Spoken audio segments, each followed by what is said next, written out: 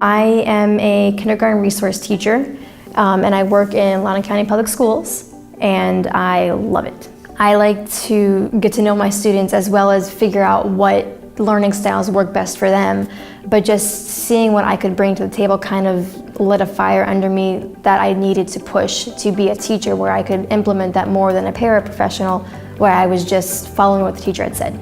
My degree definitely helped fill in some gaps. It's not like any educational experience I've ever had before. I loved the full online immersion of the school. I took full advantage of that and I completed 8 classes a term, and I was able to very smoothly transition from paraprofessional to a teaching position this school year. I get to interact with these kids in a completely different atmosphere. I'm the teacher, not just a staff member or just an assistant in the room. I'm the person that can stand up for the kids and defend them if they need defending, advocate for them on their behalf, helping figure out what they need to succeed. Whereas as a paraeducator, I had input, but it only went so far. It's definitely a struggle transitioning from paraeducator to full-time teacher, but it's completely worth it.